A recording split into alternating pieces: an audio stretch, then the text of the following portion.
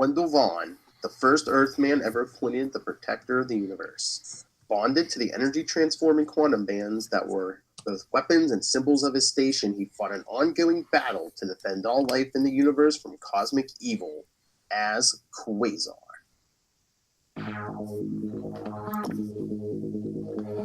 Hello, everyone, and welcome to the Quantum Zone. We're already at episode 3.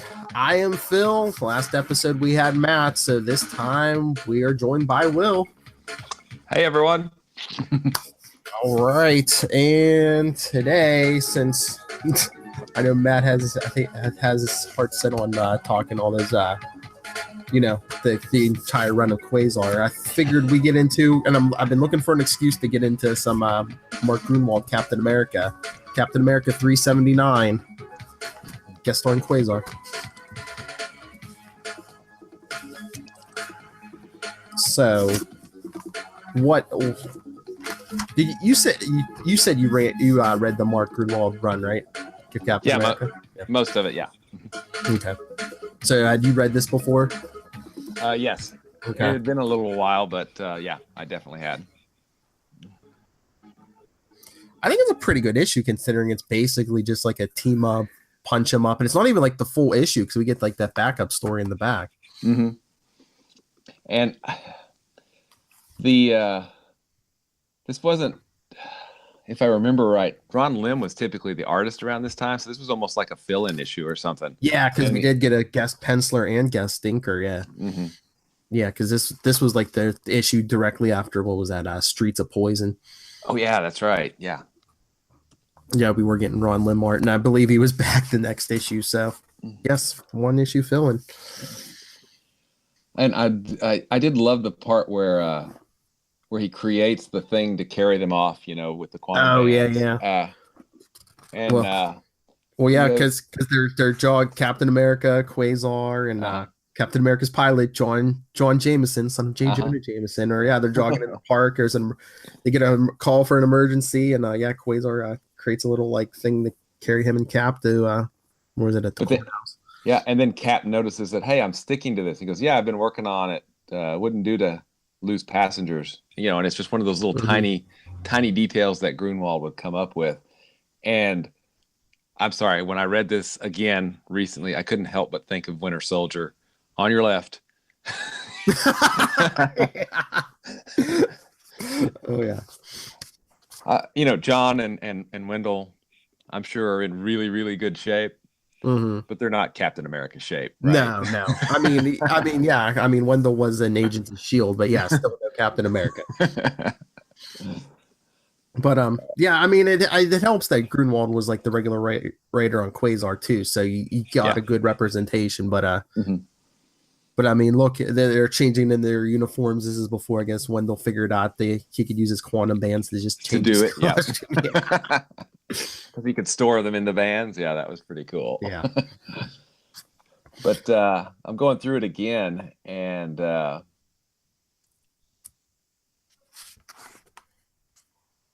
got some interesting layouts, like page 4. It's a 5-panel page, but then panel 1 is basically like half the page. Half the page vertically, which I don't see that done very often, which is it's interesting. It's really interesting. But Doom. This is not John Workman lettering Walter Simonson, but it's still not bad, But we get Nefarious, who's like an updated version of Count Nefaria. Count Nefaria, yeah. And then who was basically a stand-in for Superman, so Thor could fight Superman in the Avengers, right? Yeah, I think that's what it was. Something like that, yeah.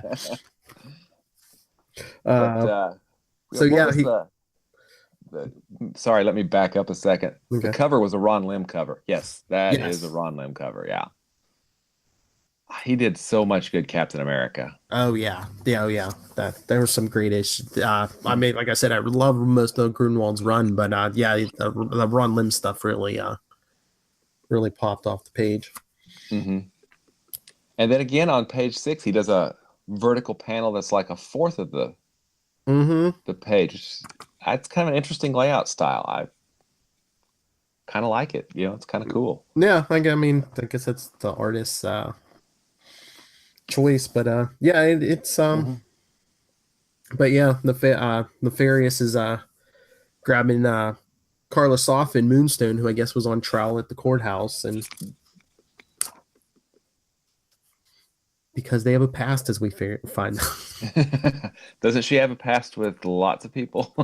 Oh yeah, especially I mean, after Thunderbolts, during Thunderbolts, they integrated her into a lot of different characters' kind of backstories, I think, because of, you know, I guess what they were doing in Thunderbolts at the time, which was, and Thunderbolts was good. I mean, Busiek and then Fabian, and I cannot pronounce his last name, so I won't even try. Oh, I know, yeah. Nicieza or something like that, but yeah, that original Thunderbolts run was, it was great. Can you imagine trying to pull off a surprise like that today? I know. It was pre-internet, so you know, getting to that last page of that first issue where, oh hey, this new super team that you've been reading about for the last 21 issues, they're really the masters of evil. Yoink. I hate spoilers because it seems like, you know, you look at you get spoilers for comic books that are supposed to be on sale Wednesday, like either Tuesday night or like it's like 9 a.m. Wednesday morning. It's like, here's what happened in this issue. It's like, I'm at work. How much? You know? It's like, whoa, come on, guys. And I don't think my shop even opens till like noon. I'm like, what the heck? So let's see. We get back to they're back to looking for him again. I mean, Quasar, it's great. I think the way Grunwald uses Quasar in here is, you know, look, he's funneling the debris so nobody gets hurt on page 9. And, you know, he's basically, so he's not just Cap's chauffeur through this issue. You know, he's actually doing some things and being useful and being really true to the character that, you know, Gru was writing in Quasar because Grunwald was writing it. But because Nefarious like takes out the corner of a building to try to slow them down so they'll stop and save innocent bystanders. And of course the bystanders see Quasar and like, who is that guy? And the one's like, I think his name is Nova or something. Yeah, of course. We gotta have that, right? Yeah, I think like that's the other thing. Grunwald had like a good he knew who he saw how Quasar was seen, I guess, especially look at the costume. This is early in the run, so it's like, he's not the greatest, he's not the most known household name yet. So, and I think Grunwald kind of has a little bit of a sense of humor about it, and I think he made the character, made the character have a bit of a sense of humor about it too, because it really kind of didn't matter to him. He was doing what he was supposed to do, which was, you know, help people. And I think the writers probably have more fun with like guys who don't have as much backstory or aren't as well known, because it's like the expectations aren't really there. You can basically do whatever almost whatever you want. So yeah, and of course this is another Grunwald villain pulled out of the past of the Marvel universe, which is awesome.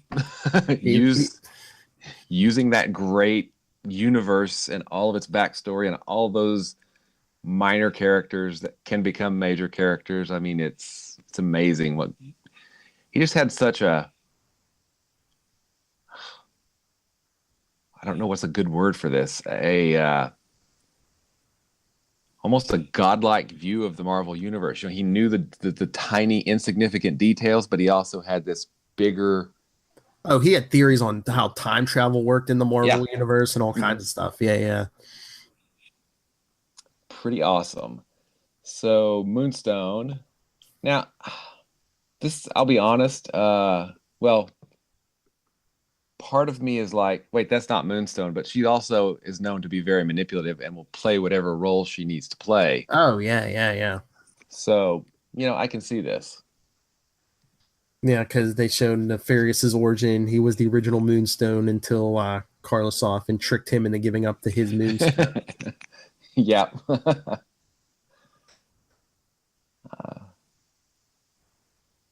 But yeah, you're right. You know, she knows what parts. She knows how to manipulate people, and yes, and she's definitely manipulating him.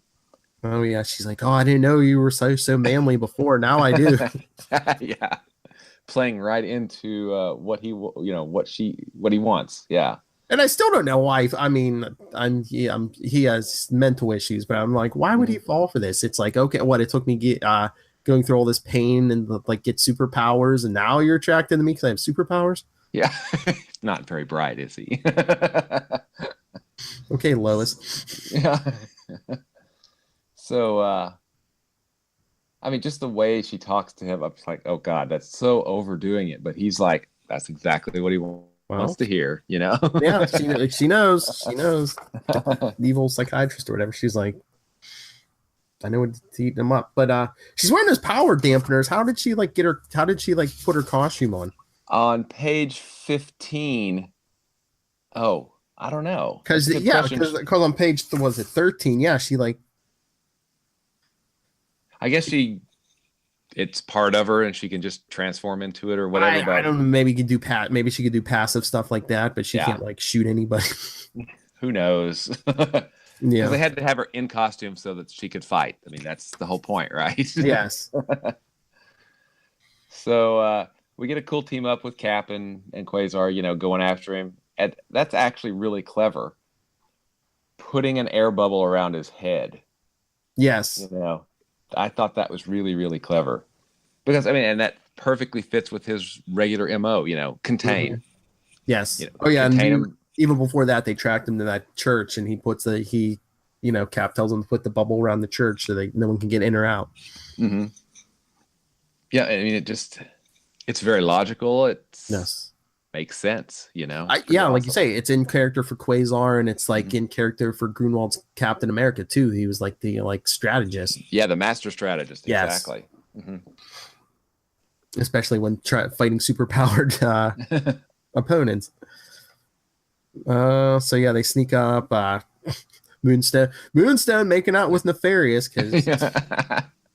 and then boom, they bust in. Mm-hmm. And then, Moonstone's like, okay, no, he kidnapped me, after. Cap's like, doesn't look like that to me. Oh, who cares what you think? That's what she says. Then meanwhile, Quasar tries to tie up Nefarious, and the bubble's still around his head, but Nefarious still manages to jump and go through the church ceiling.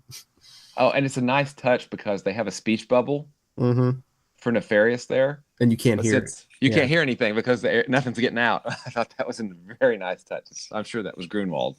Oh, yeah. And then he bubbles him up on page 19. Yes. But then Nefarious is moving the bubble, and Quasar's like, how strong is this guy? Nobody's ever done that before. And of course, Moonstone reveals her true colors after Cap. How did she get her? She got her thing. Oh, she slipped out of it. Yeah, because I think Nefarious was helping her take off the gloves and stuff. Yeah, so it was kind of unlocked. So she just dropped it and tried to stab Cap, and he's like, "Nope." Cap's like, "No, not having any of that." Trying to save your life, lady. But yeah, then Nefarious manages to punch Quasar in the face. Wow, with his bubble. Yeah. He underestimated my sheer brute strength. Well, here's the thing, because he even says, he grabs Quasar and he says, looks like the pipsqueak can't maintain his light tricks while unconscious. That was the question I had for Matt on last episode. I was like, remember in issue 2 of Quasar, when he's flying the Uranus and he's basically passed out for most of the trip. I was like, how are those quantum bands still pushing him along for years if he's like basically in a coma that time? What issue is that? 1 second, and I can tell you what issue it's in. But in an issue of Quasar, Grunwald said, hey, if you guys want to write in, you can get the document that he prepared, which was everything you ever wanted to know about the quantum bands, I think. Okay. So that's actually out on the Quantum Zone. I scanned it in so you can see the original PDF, and then I've got just the text of it out there as well, so it's easier to read. Oh, cool. 1 second. Behind the scenes. Everything there is to know about Quasar's quantum bands. There we go. Because one of the things he says is, in general, the energy remains solidified until he deconstructs them. So I think that's actually a mistake. So when he got knocked out, his bubble should have still been there. But unless I don't understand it. See, but, if it was another writer, I'd say I could see that, but it's Grunwald. I know exactly. So I don't know. Unless the pain of getting hit made just like, I don't know, made it break. Or he broke it. Maybe he broke it after he punched him, because then there was nobody. He wasn't able to keep pouring energy into it to keep it. Yeah, maybe he's like, why waste the energy? Yeah. Yeah. So but I loved. Whoops, hang on. This was in. The write-in for this was, and I don't have it here, but it was in like the 20s, I think, of Quasar. In the letter column, he said, "Hey, send a letter in and self-addressed stamped envelope. I'll send it back to you." It's like, cool. I'll do that. All right. Let's see where. So he's out. Well, of course, this is Captain America's book, so you can't have the... Cap's got to be the big hero, yeah. Yeah, Cap's got to be the big hero. What does he say? "Don't worry, kid, I won't let you fall. I need you as a hostage to get back what I really want." That's yeah. But so, yeah, and the Furious hits the ground, and Cap throws the shield at him, and he catches it in his teeth. And spits it out. Yeah. Sorry, that's a little crazy. I know. Did you laugh out loud when you read that? Yeah. I think when was this? 1990. So I was like, what was I like? I was like 12. I was like, oh, come on. I think even then I was like, come on. But and the Ferris is like, I'm so strong as Thor, Wonder Man, and the Hulk. When you can't beat me, Captain America. Yeah, exactly. And he throws Quasar at him. Yeah, Cap's like, I gotta catch him, or he's gonna break his neck. And of course, Nefarious grabs Moonstone and says, "Okay, let's hit the sky." But it's Moonstone that takes him out. Yeah, because Cap's like, I don't have a plan, but one's that ever stopped me before. And Moonstone basically blasts him on both sides of the head, knocks him out, which she thought she was going to get away, but Nefarious lands on her. Yeah, and he's a big brute, right? Yeah. And Cap's like, "Put your hands on your head, or I'm going to hit you with the shield." Which is, I think, a little unrealistic, because as Moonstone, isn't she also super strong? I think, but I don't think she's like in the Nefarious class. I mean, yeah, especially with the shield. I mean, you smack somebody up the head with that. Well, yeah, but I mean, she should be able to lift him pretty easily, is what I'm getting at. I don't think the problem was lifting him. I think it was just like Cap being right there. Yeah, she's like, I don't have the time to lift him off, All right, let's see. And then he takes her back off to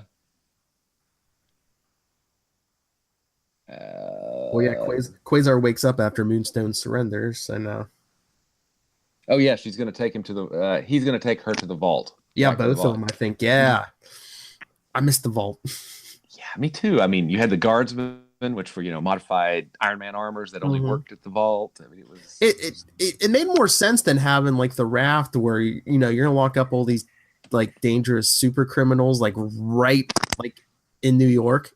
In this densely populated area. Yeah. At least the vault was like in Colorado or something. It's like there were in like an isolated area. Yeah, that was. There were like millions of people right next door. And because the vault was, remote Colorado. Yeah, it's ideal, in some giant underground prison. Unless they were just like, you know what, we don't want to have to like write that they're carting these guys halfway across the country every time. Although I'm pretty sure the vault did pickups though too. Yeah, no, they've got the tech, right? Come on. Mm-hmm. And then we get a Diamondback, and Mark Bagley did the art. That was pretty good. I love Bagley art, especially like his Spider-Man. Oh yeah, and this was early Bagley too. So yes. Yes, one of my favorite artists. Bag. This book, I mean, Captain America's book at this time had some great artists. I mean, Ron Lim. Then you got some Bagley backups and stuff. And then this was not too long after. So there was Streets of Poison before this. Before that was like the Bloodstone Hunt, right? I think that was like their big summer event before. Streets of Poison was that summer's event, and then the summer before I think was the Bloodstone Hunt. And I think that was what Kieran Dwyer was on art, maybe. I think so. I don't remember. It's been a while since I looked at those, but yeah, he's always had really good artists. Oh yeah, on Captain America. I mean, Grunwald was 10 years, over 10 years. And for the most part, I don't remember most of the time. I don't remember thinking, oh, I'm not really digging this art. Yeah, no, the story is good, the art was good. Yeah, and then so this takes place. I guess, after the. Well, I can look it up. I'll look at the chronology project. I think it takes place after the Avengers annual story where he gets inducted into the Avengers by Cap. Yeah. So maybe post Avengers 305, but this was still early, so. I'm surprised with Grunwald that there wasn't some kind of note where this takes place, even if it was like in the letter column. But since it was like a fill-in issue, I wonder if he was just like no one was like completely sure when it was going to drop. Yeah, that may have been it too. Yeah. That's what I'm thinking. Let's see. Because you really didn't get any references to like Quasar's personal life or not much with Cap either. Before and after stuff, there wasn't a lot of I just got out of Streets of Poison where I was drugged out of my mind. Well, no, on the first page he does say he doesn't have the super soldier serum in him anymore, so it is after Streets of Poison. But yeah. All right, it is. Cap. Let's see. Oh, that's right. Are you going right to the Quantum Zone website? I was on the Quantum Zone website, but I am on the chronology project, which has a lot of these early issues put in chronological order. Oh, really? Awesome. Cool. And this is 379. Yes. So, okay, so this is after they've got this taking place right after Quasar 17. Oh. And the Avengers Spotlight number 40, he's kind of behind the scenes stuff, doing stuff in there, I guess, which is, so this is post Acts of Vengeance, way post Acts of Vengeance. It's like a year after Acts of Vengeance. Yeah, because what was it, like Captain America 3, like around 10 issues or so before this. Yeah, so. Yeah, and then it was like in Quasar 5, which is where he fights Absorbing Man, which. 5, Spoilers. Sorry. Yeah, we'll get there. We're gonna get there soon. Yes. I love Acts of Vengeance. Yeah, it made me appreciate Loki more. Back when I was reading it, because he'd always been kind of a joke, and I had actually at that point not read Simonson's Thor yet. So Loki and Simonson's Thor is pretty darn amazing, and so. This plus the Simonsons, like Loki's pretty cool. He's a force to be reckoned with. He's not the joke that he had been treated as, for some time, which was kind of cool. That's another issue we're about to get to in Acts of Vengeance. What is it, Avengers? I think 311 or something. When Quasar's trying to defend Avengers Island from getting sunk. Yes, that's a good one. That's really good. We'll have to definitely do that on the side. Because maybe we should. We'll figure out a plan because I think, and then because one of those Acts of Vengeance Quasar issues I think opens up like right after it or something. Yeah, and then I think that reminds me of the Avengers annual story where he actually tries to use the bands to lift the island, and I think he lifts it a few inches or something. And Cap's like, "Whoa." Of course, he's like, dang it, I failed. And Cap's like, dude, you just lifted, millions of tons, several inches. How is that a fail? I mean, I don't get that. Yeah. Well, I mean, it's just another thing. I think we even saw it in the beginning of this issue. Like Wendell was like, Cap's one of his big heroes, so he never wants to like let him down. And exactly. Yeah, and there's a great this is down the road. many weeks from now. But post Galactic Storm, there's a splash page where he's basically quitting the Avengers. I think it's number 35.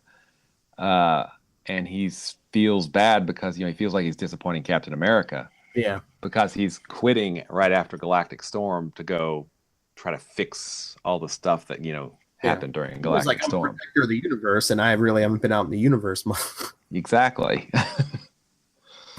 But that's some other stuff we might have to do some Avengers issues for this Galactic Storm. Mm-hmm. And I guess we could we'll look at the we'll talk offline later about the crossover the chronology project list, and we can look at some of the stuff there and see if we can figure out what we want to do. Because I've been I'm going to a comic show tomorrow. I want to try to get some back issues. Like I said, I've never read, and I never got Marvel. What is it? That Marvel Comics presents that Quasar's in. I want to get that somewhere. Mm-hmm. Yep, that's just a good little story. It has Jennifer Kale in it, and the Man-Thing, and why can I not remember his name? He was a bad guy in Squadron Supreme, but he comes through the nexus of all realities. Is it Quagmire or whatever? Quagmire. Yep, that's him. Yep, absolutely, Quagmire. Yeah, because I remember he showed up. What was it, like Quasar 45 or something? Yeah. Yep. Mm-hmm.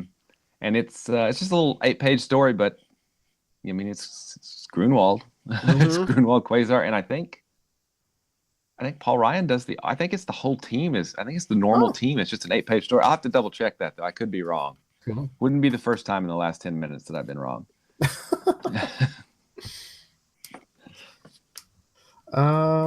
Yeah, so any other thoughts on this book? Or I thought it was a pretty good little fill-in issue. Oh yeah. Now is it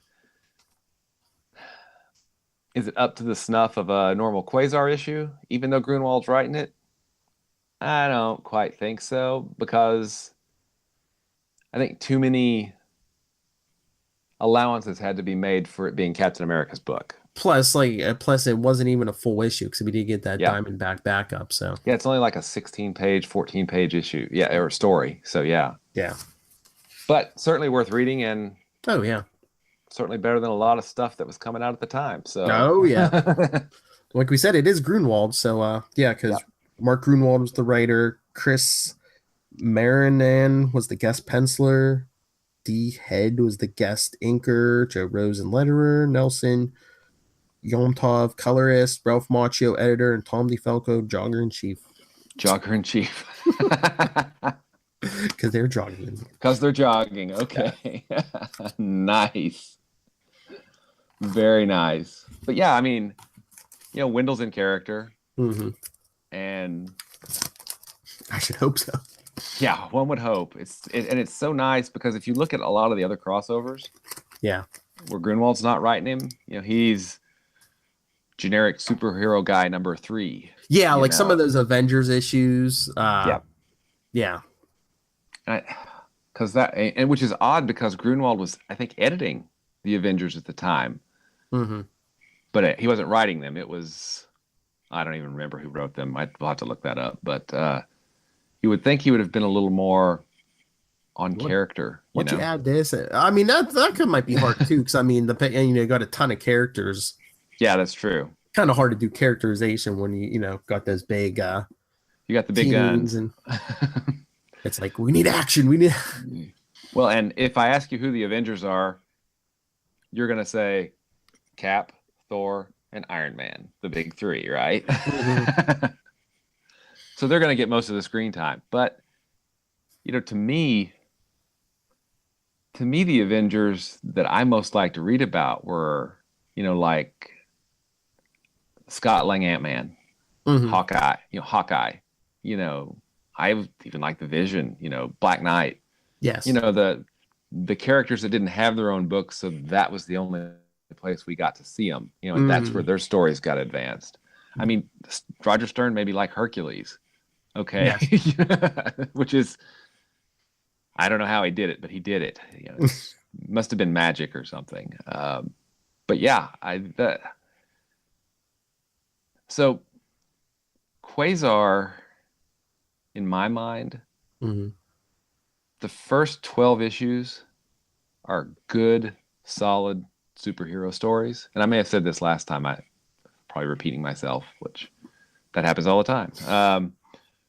But the book kind of notched up with Journeys into Mystery. Yes.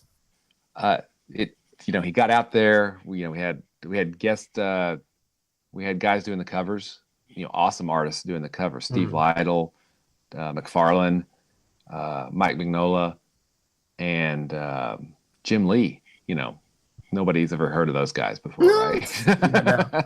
But I mean, we'll get to that. But I mean, now it was like the first time he really got out into space, and and it's weird because to tie it back to this issue, according to the Chronology Project, however much we want to believe that, this would take place after he got back from Journeys into Mystery. Yes. And after he got back, I felt like a bit more confident and a bit more powerful as well. I mean, because he did some things. I'm not going to talk about them. Yeah, especially the end of that last issue in that Journeys into Mystery. Yeah. He did some pretty cool things while he was out there that required, a ton of power, and we'll talk about those later. So this felt like it was more fill in generic Quasar. That's what I'm thinking. I'm thinking the only chronology they're using is when it was published, maybe. Yeah, I think so. And really, the story could have been published. I think it fits, except for Cap saying, I don't have the super soldier serum anymore. Yeah. It reads to me like it was an inventory story that may have been around a year, because this could have happened before Acts of Vengeance. It could have happened right after. It could have happened, any time, in those first 17 issues of Quasar, basically. That would have been my guess. So I would have guessed somewhere between issues 8 and 12. So, Yeah, that's kind of what I would have guessed too. So I think, I don't know, obviously, but I think we're right. I think it probably was an inventory story that they needed to get out after the Streets of Poison, because I think if I remember right, this was the time when Marvel was going bi-weekly in the summer. So some of these titles had 18 issues that, in a year, because they would, Yeah, I do believe Streets of Poison was bi-weekly. So yeah, maybe Ron Lim needed a break. Yeah. Well, cool. Anything else coming to your mind? I don't think so. So, but so next episode should be the three of us reunited, and if anyone wants to read ahead, we'll be back to Quasar with Quasar number 3. Excellent. Sounds great. Returning to Earth and guest starring the Human Torch, because we got the big news this week that Marvel's going to be back in the Fantastic Four comic business. The only thing that started their entire universe. I know. That's what I was talking to other people about. I'm just like, I mean, Quasar and all the other stuff. I mean, a lot. I'd say probably most of the cosmic stuff we know from Marvel these days, like, came from Fantastic Four. Silver Surfer, Galactus, all that stuff. I mean, even Adam Warlock debuted. In the Fantastic Four. So much stuff started in the FF. The whole Marvel universe started in the FF, but it wasn't like our first references to the Kree in Fantastic Four. Yeah, the Krees and the Skrulls. I think that was even number one. Yeah. And then of course, Grunwald ties it all in. So yeah, it's pretty awesome. And it'll be. Do we know who's doing the new Fantastic Four book? Dan Slott's writing it. That'll be interesting. Do we know who the artist is? Yeah, it's I think it's. Is it Sarah Pichelli? I think she was. Yeah, that sounds cool. Yeah, I think wasn't she the artist on Spider-Man Miles Morales for a while? I think so. Yeah. I think so. Yeah. That sounds like an interesting book. I'm gonna have to give that a look. Because I'm wondering too, because Dan Slott's finishing up his run on Amazing Spider-Man, but he's going to be writing at the same time he's writing Fantastic Four. I think he's going to be writing the new Iron Man book with Tony Stark. So I'm wondering if we're going to get some crossover with a bunch of Reed Richards and Tony Stark brainstorming every so often, and that would be kind of cool. Now Slott was on Slott's been on Amazing for like over a decade. Yeah, he's another one that's done like I think 10 years. Yeah, because I think he took over like January 2008. So yeah, it's been probably a little over 10 years. Wow. Yeah, that's impressive. That's really impressive. Especially when he started, they were doing like well, I think it was him and a couple other writers, but then he eventually took over as the only writer because they were doing like that's when they were putting out Amazing Spider-Man like 3 times a month or something. Oh yeah, that's right. Yeah. But once they calmed down with that, he became the regular writer. So yeah. Well, cool. All right. When are we doing next episode? We'll talk off. Okay. I don't know because we'll get with Matt and figure out a good time sometime next week. Okay. Excellent. All right. But, before we leave, Will, where can people find you online? And please promote the Quantum Zone website. Okay. I am at Wallred, which is the word wall and the color red, at Twitter. And willallred.com is where I kind of do a blog writer thing that I need to update badly. But diaryofnight.com is my book that's the trade is getting ready to be printed right now, thanks to the Kickstarter. So I'm looking forward to that. Awesome. And of course, the Quantum Zone, which has been, I checked, I actually first put it online in 1996. Ooh. Now, it doesn't look the same, thank goodness. Yeah.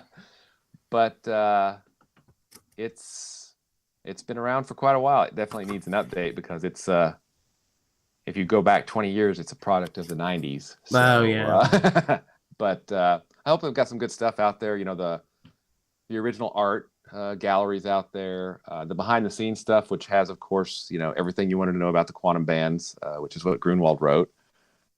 And pretty much anything I could find about Quasar. I think I've got the, let me look at that real quick. It's the, in an issue of Marvel Age, Grunwald,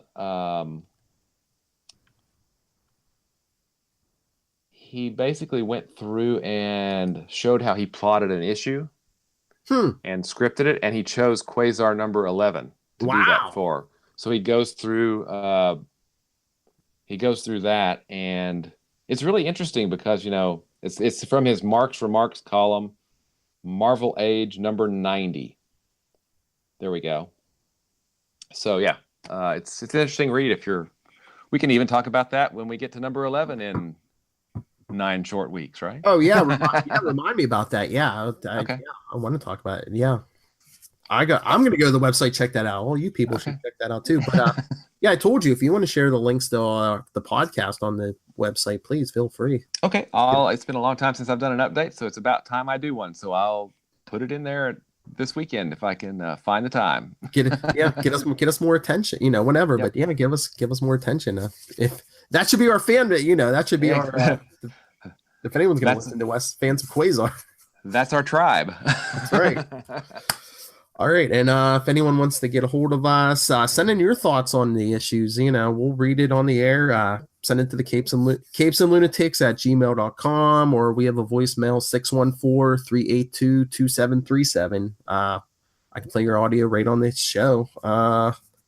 But follow us on Facebook, facebook.com/quantumzonepod, and at Quantum Zone Pod on Twitter, and also follow at CL Sidekicks on Twitter.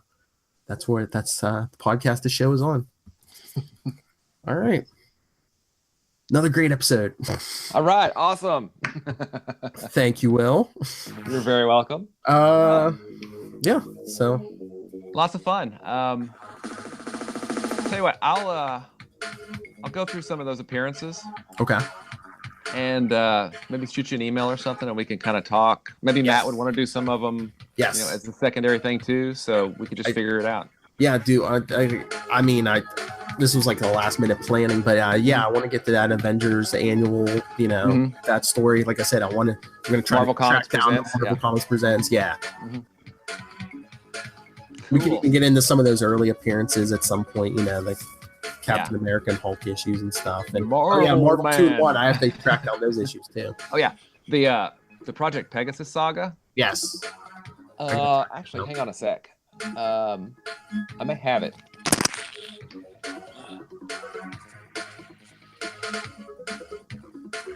Thank you for joining us, everyone. And that is the business of a podcast. Until next time, protectors of the universe, keep it quantum.